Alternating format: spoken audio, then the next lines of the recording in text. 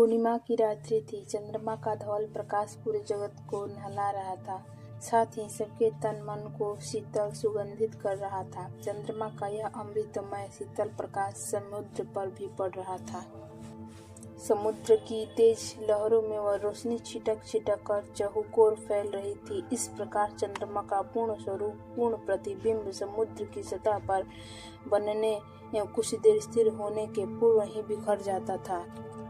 चंद्रमा अपनी समस्त कलाओं के साथ प्रकाशित होकर बार बार अपने पूर्ण रूप में जल की सतह पर कुछ देर टिकने, स्थिर होने की कोशिश करता, पर समुद्र की विशाल जल रात्रि उसे ऐसा होने ही नहीं देती और उसे बहाकर कहीं और पहुंचा देती। परंतु जैसे ही लहरें एक पल भर के लिए शांत हुई कि चंद्रमा का धवल अमृत प्रकाश अपने पूर्ण रूप में जल की सतह पर प्रकट हुआ। चंद्रमा के इस शांत सौम्य स्वरूप के अमृत सौंदर्य का भला क्या कहना। इस वर्णनीति सौंदर्य की कोई कैसे बयां कर सकता है। इसकी तो अद्भुत मात्र ही की जा सकती है।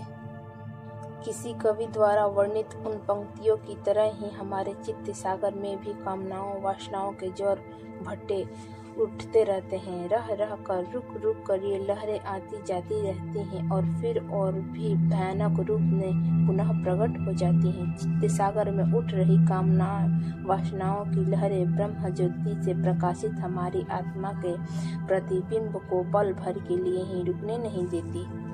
यही कारण है कि जीव इस ब्रह्म ज्योति की ज्योत से जगमगाने से वंचित ही रह जाता है। जैसे ही ये लहरें शांत होती हैं, वैसे ही हमें हमारे आत्म स्वरूप के दर्शन होने लगते हैं। हमें यह महसूस होते देर नहीं लगती कि यह जीवात्मा ब्रह्म ज्योति से स्वयं ज्योतिर्मय है। इस ब्रह्म ज्योति की अनुभूति होते ही व्यक्ति स्वतः अपने आत्म स्वरूप में स्थित हो जाता है। वह परमानंद ब्रह्मानंद की असीम अनुभूति करने लगता है। सहसा व्यक्ति का जीवन उस आत्म ज्योति ब्रह्म ज्योति से जगमगा उठता है। ऐसी अवस्था में उसे अंतस से अज्ञान, अभाव, आसक्ति सदा सदा के लिए समाप्त हो जाते हैं। कामना वासना तृष्णा अहंता स्वमेव तिरोहित हो जाती हैं।